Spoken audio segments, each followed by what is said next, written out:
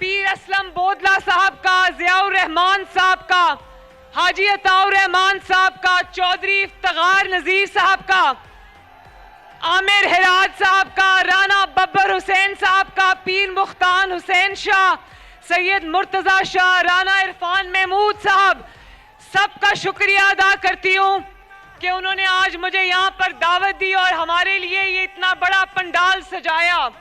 मैं अपनी बहनों और माओं का खसूसी तौर पर शुक्रिया अदा करती हूँ कि वो इस कदर सर्दी में यहाँ तशरीफ लाए। पंडाल से बाहर खड़े हुए लोगों को भी मैं सलाम पेश करती हूँ। खानेवाल वालों, आपकी दो शाबाश बनती हैं। 4.5 साल बाद नवाज शरीफ साहब वापस आए, अल्लाह के फजल से आए ना, तो सबसे बड़ी शाबाश तो ये है कि अल्लाह ताला के फजल से अगर नवाज शरीफ आज वापस आए तो उसकी वजह यह है कि खानेवाल मैदान छोड़ के नहीं भागा। खानेवाल की जो कयादत आज मेरे साथ दाएं बाएं स्टेज पे खड़ी है, ये मैदान छोड़ के नहीं भागी। खानेवाल वालों, जरा मेरी बात सुनना। सियासत में उतार चढ़ाव आता रहता है। एमएसएफ में आपको देख रही हूं, माशाल्लाह।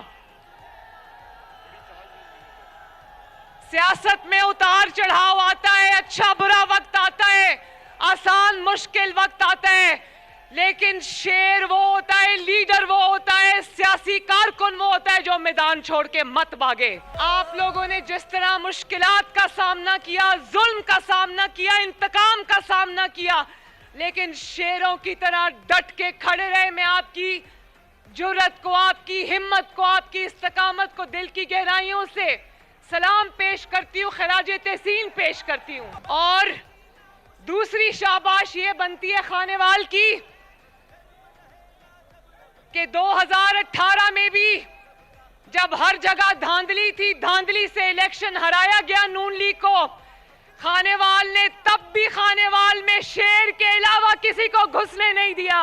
खानेवाल के मेरे भाइयों बहनों बुजुर्गों बच्चों नौजवानों कहते थे कि इतनी महंगाई है तो कौन निकलेगा मुस्लिम लीग नून के लिए इलेक्शन कैंपेन में। तो मैं उन सबको कहना चाहती हूँ, आंखें खोल के देख लो, चाहे वो ओकाड़ा का जलसा हो या वो हाफिजाबाद का जलसा हो या वो खानेवाल का जलसा हो, अवाम के जम्मे गफीर और अवाम के समंदर ये बताते हैं कि अवाम जानती है कि महंगाई का जिम्मेदार नवाज शरीफ और मुस्लिम लीग नून नहीं है। और खानेवाल वालों, 2013 में भी नून लीग ने मुकाबला किया और जीती, अल्लाह के फजल से जीती। 2018 में भी इन जाली लोगों का मुकाबला नून लीग ने किया और जीती। नून लीग को और नवाज शरीफ को 2018 में हराने के लिए इनको इलेक्शन को चोरी करना पड़ा, आरटीएस बंद करना पड़ा। लेकिन मैं आप सबको और मुस्लिम लीग नून को खिराजे तहसीन पेश करना चाहती हूं कि सबने डट के मुकाबला किया। आज हम चाहते हैं कि हमारे साथ मुकाबला करो, लेकिन आज मैदान में मुकाबला करने वाला कोई नहीं, क्योंकि ये बुज़दिलों की तरह जूतियां छोड़कर भाग गए हैं। ये मरियम नवाज आपके सामने खड़ी है, बाप के सामने इसको गिरफ्तार किया। मां की मौत की खबर मुझे अडियाला जेल में मिलती है और 5 साल मेरा बैग तैयार रहता है कि अभी गिरफ्तार करेंगे और अभी पकड़ के ले जाएंगे, लेकिन अल्लाह के फजल से मैदान छोड़ के नहीं भागे। ना मैंने अपने बाप का सर झुकने दिया, ना मैंने अपनी कौम का सर झुकने दिया और ना मैंने खानेवाल का सर झुकने दिया। कोई मुस्लिम लीगी हर इंतकाम का सामना किया, झूठे केसेस का सामना किया, कैदों का सामना किया, सऊबतों का सामना किया, लेकिन कोई मुस्लिम लीगी नवाज शरीफ को छोड़ के नहीं गया। प्रेस कॉन्फ्रेंसेस की लाइनें नहीं लगाई। आज कहते हैं लेवल प्लेइंग फील्ड, ओ आओ पहले मुकाबला तो करो, मैदान छोड़ के भागते क्यों हो? आज इंतकाम का इल्जाम लगाते हो, लेवल प्लेइंग फील्ड का इल्जाम लगाते हो। मैं बताऊं लेवल प्लेइंग फील्ड क्या है? क्या नवाज शरीफ ने कहा था कि इक्तदार से जब निकलो तो झूठा साइफर लहरा दो? क्या नवाज शरीफ ने कहा था कि कौमी सलामती को खतरे में डाल दो? क्या नवाज शरीफ ने कहा था कि 9 मई को रियासत पर, पाकिस्तान पर हमला कर दो? क्या नवाज शरीफ ने कहा था कि पुलिस वालों के सर डंडों से तोड़ दो, उन पर पेट्रोल बॉम्ब चलाओ? क्या नवाज शरीफ ने कहा था कि जाली जमाती इंतखाबात कराओ? खानेवाल वालों, गवाह हो ना कि नवाज शरीफ को, क्या नवाज शरीफ ने कहा था कि शुहदा की यादगारों पर हमला करो, वहां आग लगाओ? नवाज शरीफ को भी तो इक्तदार से निकाला गया या नहीं निकाला गया?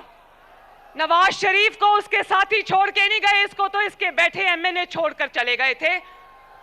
नवाज शरीफ को तो 10,000 दिरहम अपने बेटे हसन नवाज से तनख्वाह ना लेने पर निकाला गया। लेकिन नवाज शरीफ ने अब गवाही दो, खानेवाल वालों, मुझे हाथ उठाकर गवाही दो, मेरी बहनें भी गवाही दे, मेरे नौजवान भी गवाही दे, मेरे बुजुर्ग भी गवाही दे, वो लोग जो बाहर खड़े वो भी गवाही दे कि नवाज शरीफ को जब इक्तदार से निकाला तो क्या नवाज शरीफ ने झूठा साइफर लहराया?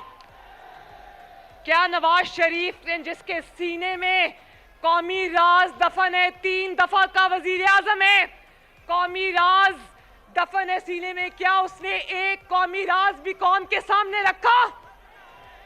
चुप करके घर चला गया, चुप करके अपनी आवाम के पास चला गया। और उसके बाद क्या कभी नवाज शरीफ ने आपको दर्स दिया कि अपने ही मुल्क पे हमला कर दो?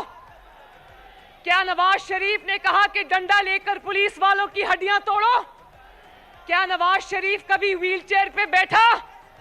क्या नवाज शरीफ ने कभी टांग पे प्लास्टर चढ़ाया? क्या नवाज शरीफ ने कभी झूठे इंट्रा पार्टी इलेक्शन कराए? नवाज शरीफ की जमात मुस्लिम लीग नून के इंट्रा पार्टी इलेक्शंस होते हैं, पूरी कौम के सामने होते हैं, टीवी पर लाइव चलते हैं। इन्होंने केपीके के एक छोटे से गांव में जाली इंट्रा पार्टी इलेक्शन कराया और आज इल्जाम लगाते हो कि तुम्हारा इंतखाबी निशान तुमसे ले लिया गया। इंतखाबी निशान तो शेर का था।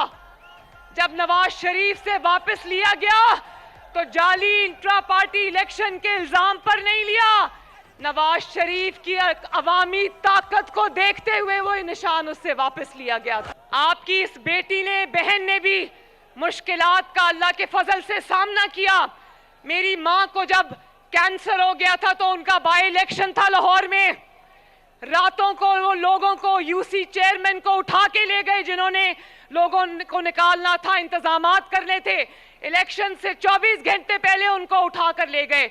लेकिन मुस्लिम लीग नून ने और मरियम नवाज ने मैदान नहीं छोड़ा, आखिरी गेंद तक इनका मुकाबला किया।